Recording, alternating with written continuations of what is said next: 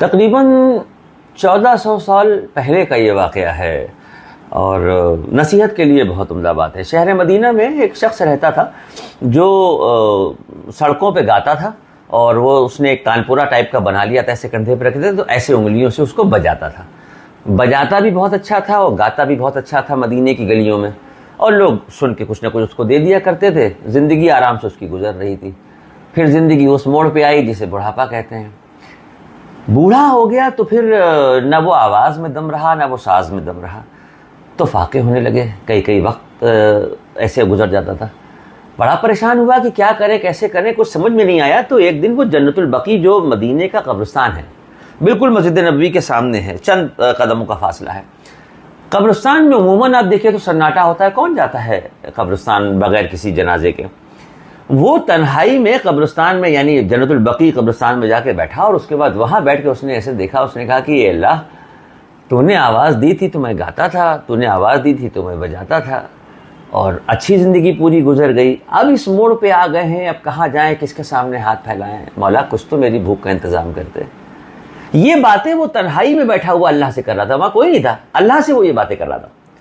اور سامنے ہی مسجد نبوی کے صحن میں اس وقت امیر المومنین حضرت عمر فاروق رضی اللہ تعالیٰ عنہ تھے، وہ سو رہے تھے مسجد نبوی میں۔ اللہ رب العزت نے ان کو خواب میں یہ آواز سنائی، یہ جملے سنائے، اور یہ کہا کہ میرا ایک بندہ جنت البقیع میں ہے، جاؤ جا کے اس کی مدد کرو۔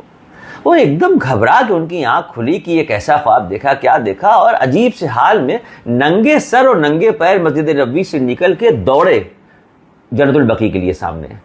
جب وہ دوڑے جنت البقیع کی طرف جانے کے لیے، تو وہ جو شخص وہاں بیٹھا ہوا اللہ سے بات کر رہا تھا، اس نے دیکھا امیر المومنین آ رہے ہیں، اور وہ بھی دوڑتے ہوئے آ رہے ہیں، اور ننگے سر اور ننگے پیر۔ وہ گھبرا گیا، اس کو لگا آج کسی نے میری کوئی شکایت کر دی ہے، آج خیر نہیں۔ وہ بھاگا، وہ جیسی آگے کی طرف دوڑا تو امیر المومنین نے یہیں سے آواز دی، کہا ٹھہرو، رکو، خبردار دوڑنا نہیں، وہیں رکو۔ وہ سہم گیا، رک گیا۔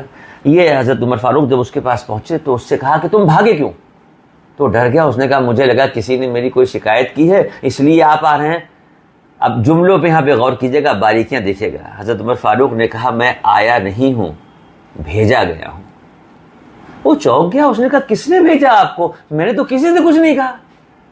تو پھر حضرت عمر فاروق نے کہا کہ ابھی تم جس سے بات کر رہے تھے اس نے مجھے بھیجا ہے، ابھی تم جس سے بات کر رہے تھے اس نے مجھے بھیجا ہے۔ یہ جملہ سننا تھا کہ اس گانے بجانے والے نے ایسے ایک مرتبہ آسمان کی طرف دیکھا اور کہا کہ پروردگار، ساری زندگی میں نے اپنی آواز اور انداز کے دم پہ کمایا کھایا، کبھی تجھے نہیں یاد کیا، کبھی تیری عبادت نہیں کی، کبھی تجھے پکارا نہیں۔ آج زندگی میں پہلی بار تجھے پکارا بھی تو تیری وحدانیت کے لیے نہیں، اپنے پیٹ کی بھوک کے لیے تجھے پکارا، اور تو نے بھیجا بھی کس کو؟ امیر المومنین کو۔ اس خوشی میں، اس صدمے میں وہیں ہارٹ فیل ہوا اور اس کا انتقال ہو گیا۔ اس کا انتقال ہو گیا، اور حضرت عمر فاروق رضی اللہ تعالیٰ عنہ نے خود اس کی نماز جنازہ پڑھائی۔ 2 منٹ میں آج کی تاریخ میں ہم لوگ ایک دوسرے پہ انگلی اٹھا دیتے ہیں کہ یہ ایسا ہے، وہ ویسا ہے، اس نے یہ کیا، اس نے وہ کیا۔ کس نے کیا کیا، کون کیا ہے، یہ اللہ جانے۔ ہمیں اور آپ کو حق نہیں اس بات کی انگلی اٹھانے کا کہ اس میں یہ برائی ہے، اس میں وہ برائی ہے۔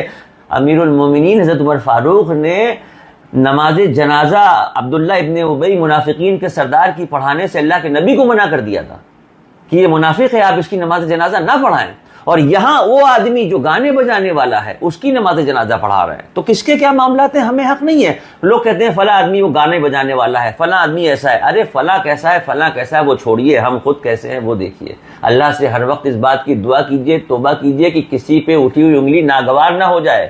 اللہ پاک ہمیں ہدایت دے کہ ہم نیک بن جائیں، دوسروں کی کمیاں ڈھونڈنا اب ہم بند کر دیں۔ السلام علیکم ورحمۃ اللہ وبرکاتہ۔